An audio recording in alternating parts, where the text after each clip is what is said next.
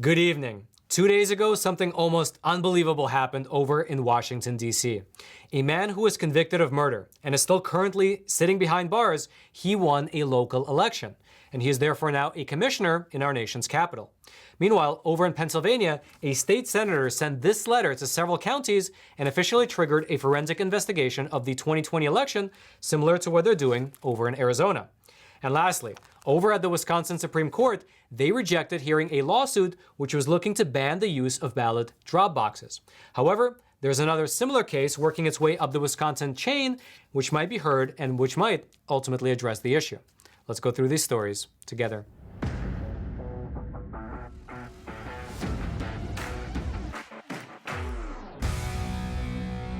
This is your daily Facts Matter update, and I'm your host, Roman from the Epoch Times. Now let's begin today's discussion over in Washington, D.C. But actually, just before we do, as a quick aside, I would like to mention that right there at the very top of the description box is a link to Epoch TV, which is our brand new no censorship video platform where you can find all of the awesome Epoch Times video programs like The Larry Elder Show, American Thought Leaders, Crossroads, Life and Times, Counterpunch with Trevor Loudon, China in Focus, and our show Facts Matter. And on there we publish exclusive episodes that, frankly, I just don't feel comfortable publishing here on YouTube due to the censorship. So again, that link will be right there at the top of the description box. I hope you check it out. And now let's really move on over to Washington, D.C., where something almost unbelievable just happened. 2 days ago, a man who was convicted of murder and is still currently behind bars, he won a local election.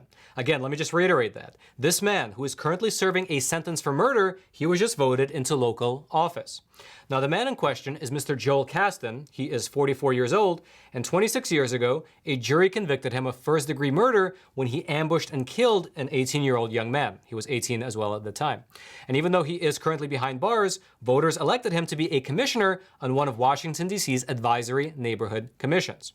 These commissions, by the way, if you're not familiar with them, they're kind of a unique feature found in Washington, D.C. And what they do is that the different commissioners, they come together once a month and they meet with the local residents that they represent to resolve any kind of problems within the neighborhood. And they also advise the local government on a plethora of issues related to the neighborhood. Things like police protection, parking, zoning, liquor licenses, as well as trash collection. Now, the neighborhood commissioner's role is unpaid and they serve out 2-year terms. In a campaign video when he was running for this office, here's what Mr. Caston said. "My platform will be used to restore the dignity of incarcerated people that will no longer be judged by our worst mistake and to establish equality for both the male and the female populations. I will be your biggest advocate to make sure your voice and your concerns are heard." Now, for your reference, while he was in prison, Mr. Caston took classes at Georgetown University through their prison program. He mentored young men who are in jail, and he edited the prison newspaper. He's also scheduled to be released sometime later this year or potentially next year. And upon being elected, the chairman of the neighborhood commission, the chairman of the commission that Mr. Caston is now a part of, he came out and he made a statement, and here's part of what he said. "Representation is an important part of equity and inclusion. I could not be more excited of a new colleague, a resident of the DC jail, joining the 7F Commission." Now, we here at the Epoch Times, we reached out to Mr. Caston for comment, but we have yet to hear back. However, we did get a chance to speak to someone who actually lives in this neighborhood which Mr. Caston now represents, and this individual, he told us that he was generally supportive of Mr. Caston. The man that we spoke with is Mr. John Kufis, and he actually leads a reform effort aiming to help convicts re-enter society. In fact, here's a photo of him right there, shaking hands with President Trump at the signing ceremony for the First Step Act, which was a criminal reform act signed during President Trump's first term. And in regards to this election result, here's what Mr. Kufis had to say. "Whenever people with criminal records can break barriers in a way that does not run counter to public safety principles, it is a good thing. Mr. Caston's election will help show employers that people with criminal records can be valuable in leadership roles. I do think that there are certain offices, especially in the states, where a person in prison would have difficulty executing the duties of office. However, the Advisory Neighborhood Commission is not one of those types of offices, and Mr. Caston's election is a reflection of his desire to better himself and his community." Now, if you would like to read more about this election over in Washington, D.C., the link to that article will be right there in the description box below this video for you to check out. And also, I would love to hear your thoughts about this issue. Do you think that a man who was convicted of murder and is still currently serving his sentence behind bars, should he be allowed to serve as a local official? I would love to hear your thoughts. Please leave them in the comment section below this video. I'll be reading them later tonight as well as tomorrow. And now, before before we move on over and talk about the forensic audit of the 2020 election that was just started 2 days ago over in Pennsylvania, I would like to take a quick second and introduce our sponsor for today's episode, and I'll do so from the sound booth. That's right, although today we are not in the sound booth. Take a look. We are here in Texas in CPAC, and this is our booth right here. We're going to be conducting a lot of awesome interviews. In fact, tomorrow we're going to be interviewing Ken Paxton, and just a few minutes ago in this chair we were interviewing James O'Keefe. So look out for a lot of awesome content. But yeah, today's sponsor is an awesome company called Patriot Supply. And their mission statement is, they say that their mission is your survival. Basically, they sell awesome survival food that lasts for years and provides you with 2,000 calories per day when you need it the most. Because you know, if you lived through 2020, one of the first ways that you feel a disaster like a pandemic or riots happening across this country is that when you go to the supermarket, the store shelves could very well be empty. That's at least what happened where I live. I went to the store in about April and May, and the fresh food was, for the most part, gone. However, Patriot Supply, they send you food that you can store, and when you need it the most, it gives you the calories that will keep you nourished. They have millions of customers, and they have 41,000 4-star and 5-star reviews. And for viewers of Facts Matter, they prepared an awesome website. It's called preparewithroman.com, and you can go on over there, and you can save 25% off on a 4-week food kit. So again, that's preparewithroman.com. Go there to save 25% off on a 4-week food kit. By the way, I'll throw it in the description box below. And Patriot Supply, thank you so much for sponsoring our episode. Now, Roman in the studio, back to you. And now let's move on over to Pennsylvania. 2 days ago, a Pennsylvania state senator announced that he has officially triggered a forensic investigation into both the 2020 and 2021 elections. Now, the senator in question, his name is Doug Mastriano, and he is the chairman of the Senate's Intergovernmental Operations Committee, and he sent this letter, copies of this letter right here, to several counties, requesting both information as well as physical election materials, including ballots, in order to begin conducting an audit similar to what's taking place over in Arizona. And to start with, you might find that Mr. Mastriano looks familiar. That's because in a previous episode, we discussed how he had actually visited the forensic audit that's happening over in Arizona, he toured the facilities, and then afterwards he made this statement. We have a lot of the same concerns and issues unresolved in Pennsylvania. When you have about 47% of the state's population questioning the reliability of the election, that's the significance of your problem. And so the only way I could see ahead of this putting this all to rest and let the cards fall where they may, do a scientific forensic audit like Arizona's doing. And that looks like what he is initiating in Pennsylvania right now. That's because 2 days ago, he sent copies of this letter right here to election officials in 3 different counties, in Philadelphia, York, and Tioga counties. And for your reference, according to the official reports, Joe Biden won Philadelphia County with more than 81% of the vote, while President Trump won both York and Tioga counties with 62% and 75% of the vote, respectively. And so in this letter, he laid out some of the problems that occurred in the 2020 election while making a case for why, in his opinion, a forensic investigation is warranted. In fact, here is part of what he wrote in the letter. Quote, "In the weeks leading up to the election, the Pennsylvania Department of State repeatedly altered the manner in which Pennsylvania's election was conducted. The constantly changing guidance delivered to counties contradicted election code language that the department is obligated to uphold. Those who voted in person were held to a higher standard than those who mailed in their ballots. Signatures required for mail-in ballots were rendered meaningless as the Pennsylvania Supreme Court ruled that ballots could not be rejected based on an analysis of the voter's signature." In the letter, he stated that in the year 2016, there were only 236,000 mail-in ballots. However, in 2020, that number increased to 2.7 million mail-in ballots. He then went on to list in this letter some of the other issues that came up in the 2020 contest, such as right here, quote, "Just hours before the polls opened on November 3rd, the department changed the rules again by providing last-second guidance on how to help voters whose mail-in or absentee ballots were incorrectly completed. The late release of this guidance resulted in inconsistent application across the Commonwealth. Some counties contacted voters as directed, and while others did not."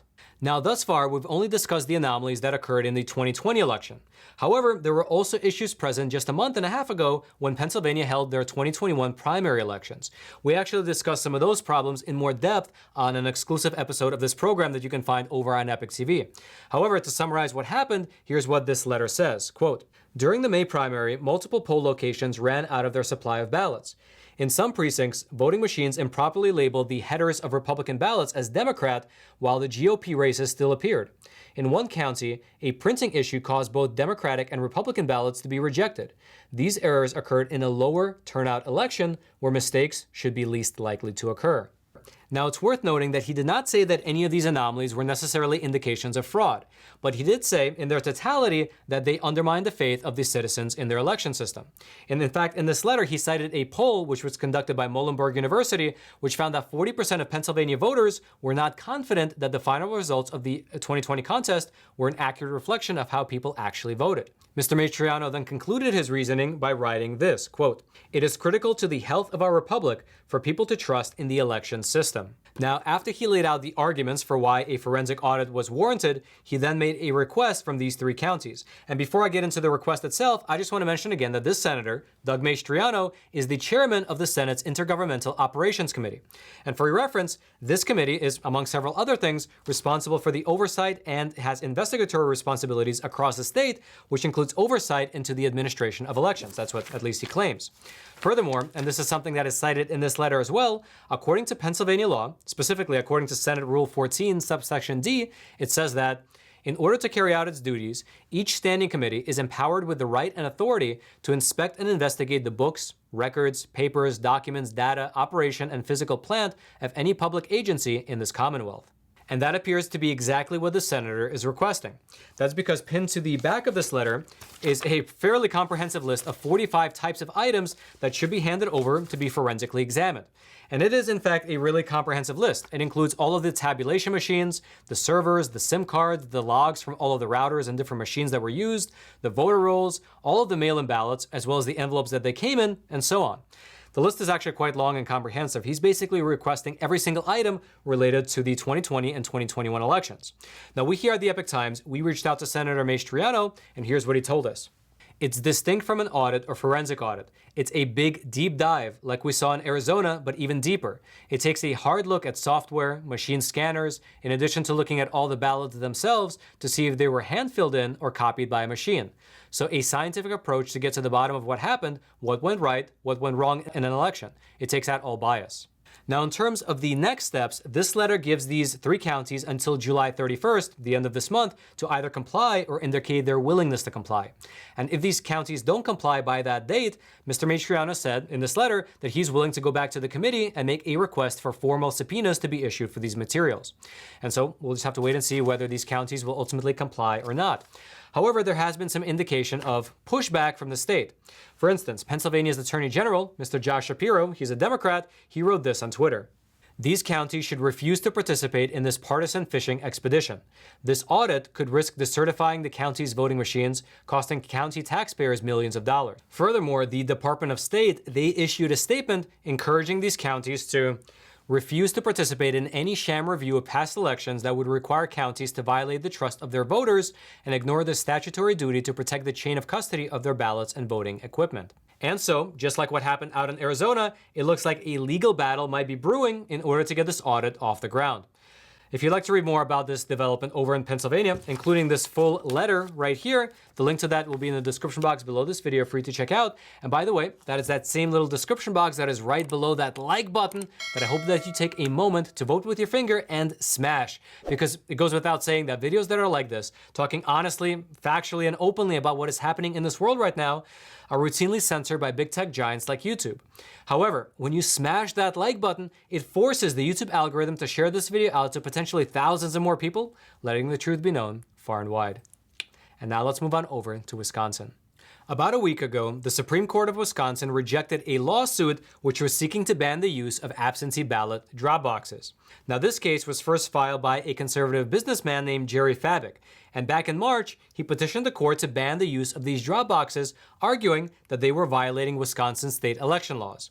However, in a 4-3 ruling, the Wisconsin Supreme Court, they threw out the case, claiming that the arguments contained within the lawsuit were not clearly presented, although they did note that the lawsuit raised important questions. Here's what part of their ruling said. While this court must not shrink back from deciding challenging or politically fraught questions properly before us, neither should we be eager to insert ourselves at the expense of time-tested judicial norms. They went on to say that the court's justices are not on call to answer questions from citizens, legislators, or executive branch officials whenever the answer to a statutory question is unclear. Now, after I read that ruling, the best that I can make out with my understanding is that the majority opinion is that the question raised is legitimate, however, the way that it was brought to the court was not correct. However, in a dissenting opinion, one of the justices argued that the court's majority was avoiding urgent lawsuits. Here's what the dissenting opinion said. They are issues that cry for judicial resolution by the Wisconsin Supreme Court before the 2022 elections begin. We need elections whose results the public will accept because citizens believe that the elections were conducted fairly. Now, if you've been following this topic, you know that this is not the first time that the Wisconsin Supreme Court has avoided hearing an election-related lawsuit. After the 2020 contest, they have issued several of these 4-3 rulings, just like this one, that declined to hear lawsuits filed on behalf of President Trump, with the majority of justices arguing that these legal challenges should have been submitted before the 2020 election. However, this issue of ballot boxes still might get its day in court in the very near future. That's because even though that particular lawsuit was dismissed by the Supreme Court, there is another case right here that's currently working its way up through the Wisconsin court system. This lawsuit was filed by a conservative nonprofit law firm, and it challenges Wisconsin's use of ballot drop boxes. This new lawsuit, it argues that according to Wisconsin state law, only delivering your vote via either the postal service or by hand delivering your ballot in person to a municipal clerk is allowed. They are arguing that the use of ballot drop boxes is in fact not allowed by Wisconsin state election laws. In fact, here's what part of this new lawsuit says. Quote, "A drop box is not the municipal clerk. It is an unsupervised inanimate object. Allowing ballots to be cast by placing them into an unsupervised inanimate object invites the fraud and abuse that the legislature was attempting to prevent by requiring strict compliance with the requirement that absentee ballots could only be cast by the two methods allowed." However, this filing then goes on to say that prior to the 2020 election, the Wisconsin Elections Commission, they sent memos to election clerks throughout the entire state, encouraging them to use drop boxes. Those memos that were sent out, they further said that absentee ballots did not need to be mailed out by the voter, nor delivered in person to the clerk. Instead, they can be placed in these drop boxes. However, the plaintiffs in this case, they argued that this memo, the memo from the Elections Commission, which was sent prior to the 2020 contest, it went directly against Wisconsin's own election rules. In fact, here's what the lawsuit says on this point specifically. Quote, "Both the March 2020 memo and the August 2020 memo are incorrect statements of the law by the Wisconsin Election Commission and have led to local election officials in Wisconsin administering elections incorrectly under Wisconsin law." They further went on to say that they are not challenging the results of the 2020 election, but instead they want Wisconsin state law to be enforced during the upcoming 2022 midterm elections. And so we'll have to ultimately wait and see whether the Wisconsin Supreme Court takes up this case or not when it inevitably reaches them. Although given their track record thus far, it seems a bit unlikely, but you know what? You never know. If you'd like to read more about either this lawsuit that was just dismissed or about this new lawsuit that's working its way up through the Wisconsin court system, all those links will be down there in the description box below this video for you to check out. And now lastly, as we've already mentioned in several previous episodes, on the very same day that Joe Biden was sworn into office, YouTube made the unilateral decision to demonetize our program. We can now no longer run any ads before, during, or after our episodes, and the super chat feature has just been disabled. I mean, of course, we do occasionally get sponsors, usually companies run by patriots that support a channel like ours, but when YouTube decided to demonetize us, they're essentially snuffing out our ability to monetize our content. However, we here at the Epoch Times, we took action, we did not take this lying down, and we created something very cool. It's called Epoch TV. It's our brand new, no censorship video platform where you can find all of the awesome Epoch Times video programs, like The Larry Elder Show, Crossroads with Joshua Phillip, Counterpunch with Trevor Loudon, China in Focus, Life and Times, and our show Facts Matter. And again, on there, we publish exclusive episodes that you will just not be finding here on YouTube because the censorship is too rampant. So again, if you want to check it out, it'll be right there at the top of the description box. And I hope that you do. I hope that you click on it. I hope that you check it out. And I hope that you subscribe to Epoch TV and join us on this journey of exploring this beautiful world through honest journalism that is based in truth and tradition. Now lastly, if you haven't already, smash that like button for the YouTube algorithm. Subscribe to this YouTube channel if you haven't already in order to get this type of honest news content delivered directly into your YouTube feed while YouTube still allows it. And until next time, oh, actually, if you have an Instagram account, follow me at Epoch Times Roman. I post behind the scenes stuff as well as research as I'm conducting it. And now really lastly, until next time, I'm your host, Roman from the Epoch Times. Stay informed and stay free.